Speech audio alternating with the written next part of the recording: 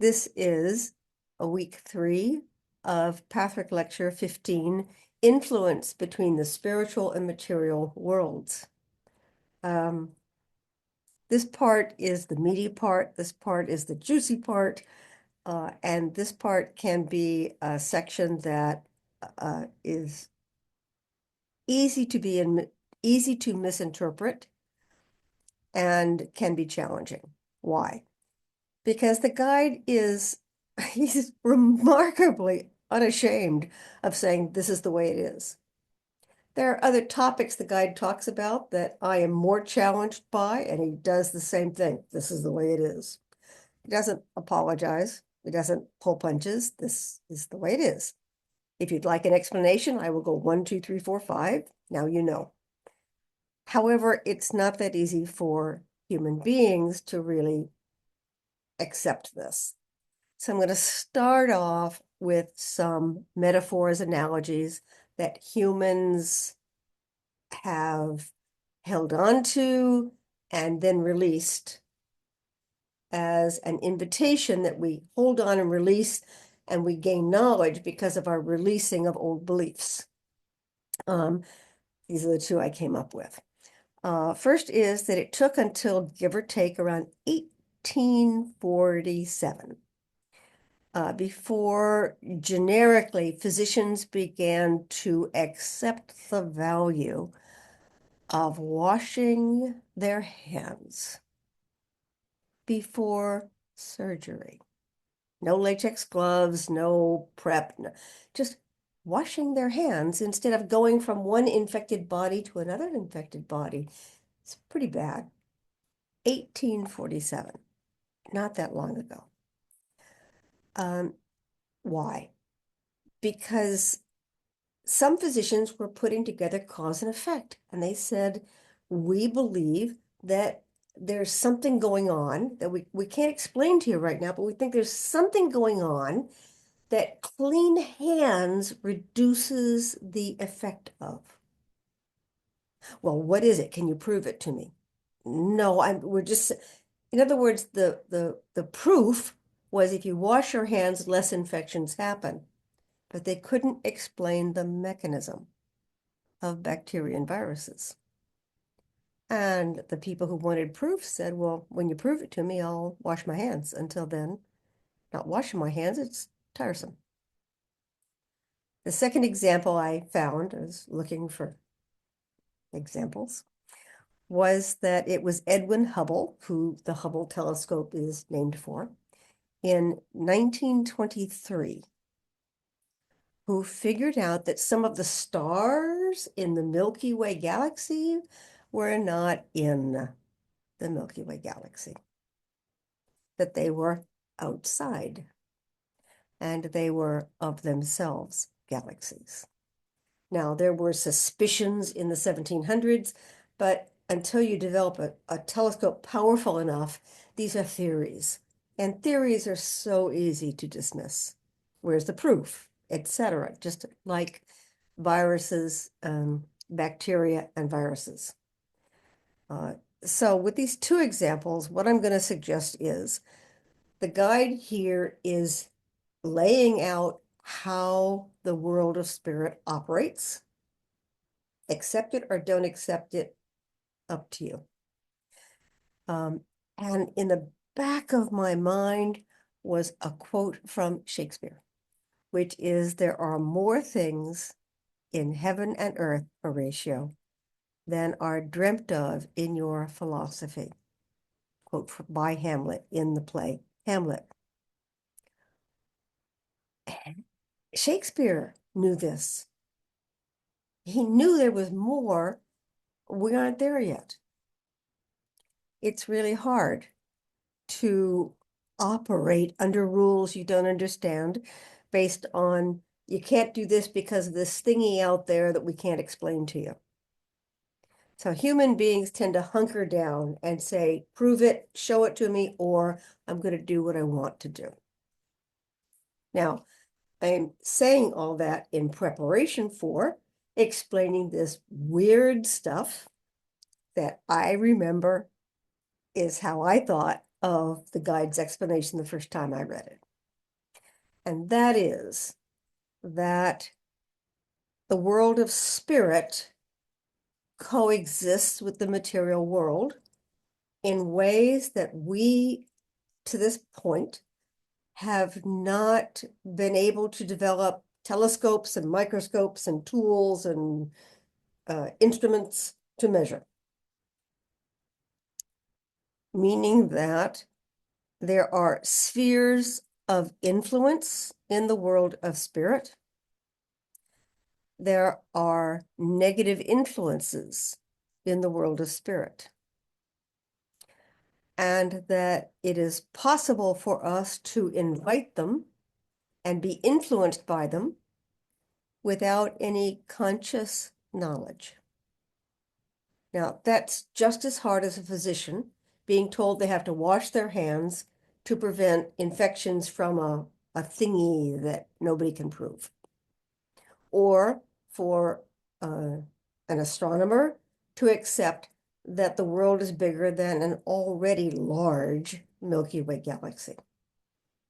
It requires a willingness to imagine something beyond your current capacity for knowledge and proof. It's hard. It's prone to error. And so we don't like to go there because we don't like to be wrong. So I have developed a practice, this is who I am, that if I'm going to buy into these theories, I need some human similarity, some allegory, some myths, something to work with. And so where I go with this kind of teaching about spheres of influence and negative specialists and negative influences is that people very often talk about negative vibes. This has a negative vibe, and I don't want to be involved with that. The guide is suggesting that that means that this event, this group, has attracted negative influences. You can sense it, and you don't want it. So you move away. Now, since we can't say what I just said, because everybody would laugh at us, we have colloquialisms of, oh, negative vibes. Another way to understand this is that if you have begun to associate with negative acquaintances, they will talk about things that are negative. They will encourage you to behave in negative ways. They will bring to you events that involve negative actions. That's their playground, and they're inviting you to play there. At some point, we may realize that these acquaintances are a negative influence on us, and we have to distance ourselves. And that's hard because you're giving up your friendships, you're giving up your relationships, and it's a toss-up. We have to decide at some point what we want. And sometimes we don't want that that influence. And so we move away, we find other friends. I am suggesting that this part of the lecture about negative spheres and negative influences is just talking about the same thing. That they're out there, that you feel them, that you're influenced by them. It's just not as easy as realizing that when you go over to Sarah's house and you sit down and you chat with her, she chats about negative, cynical things, and you just feel dirty and you desperately want to get out of there. So you come up with an excuse and you find one and you get out. That you can name. Negative spheres are abstract. And we don't have night goggles that will allow us to see them. And so we're not as sure. And that doubt, that little bit of doubt, leads us to say, this may not be real, must be my imagination. I'll just keep doing what I'm doing. And so that's what I'm inviting that you visualize when you're reading a lecture such as Patrick Lecture 15 that talks about negative spheres of influence and positive spheres of influence, and negative specialists, spirits that love negativity. That's their game. That's that they love influencing you. The other mechanism that I use to understand this is I think of it as if they can rope me in, if they can engage me, then they get points for that. Like, how many people can we collect in this negative cloud of energy? Oh, Jan's feeling down today. Maybe we can go over there and talk to her, and she'll feel vindictive and vengeful, and we can include her in our negative cloud of energy. And there have been times I have gone there.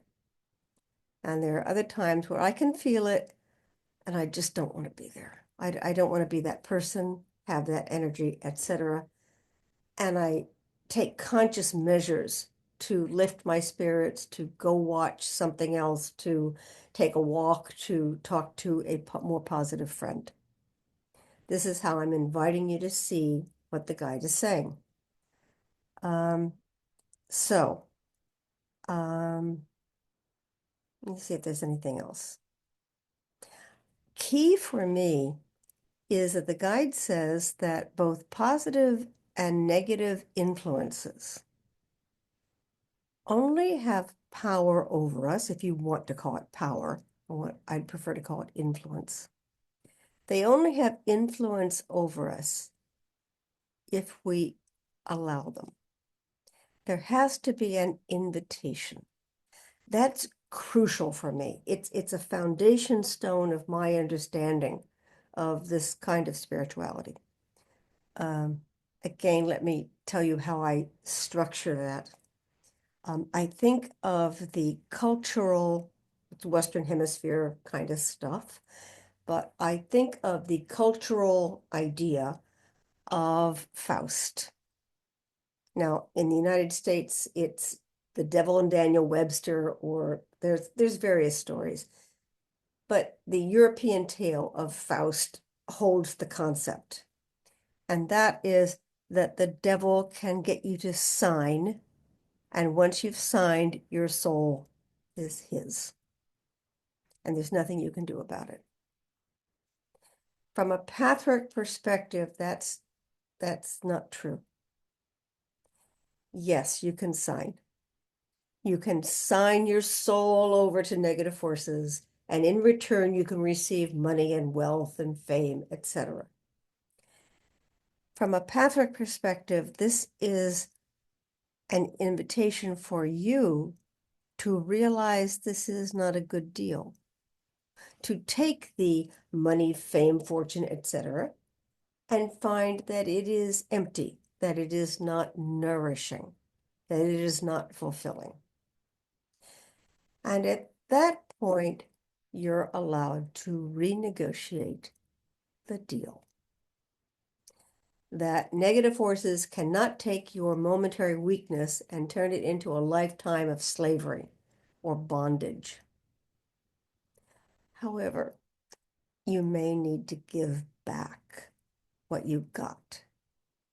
So if there was an advantage gotten by being with your bad acquaintances, to be free of that influence, you're going to have to release, return, make amends for these so-called benefits that you got, the advantages that you got. And that's how I understand this cause and effect dynamic with negative and positive forces. So that at some point, no matter who you are, no matter what you've done, if you turn to the positive forces in the universe and say, I don't think I've been doing the right thing. I'd like to make a change. I'd like some help, please. That's an invitation, and they're allowed to now help. And it's a delicate process, according to the guide, according to the Pathfic lectures. It's a delicate process because they can't wipe out what you've done, but they can assist you in becoming a better person. They can be supportive of your efforts to be a better person. And negative forces can get you back only if you weaken and succumb to the shortcut, the easy way, the lies that negative forces may tell. So I hope I have not gone completely off the rails here.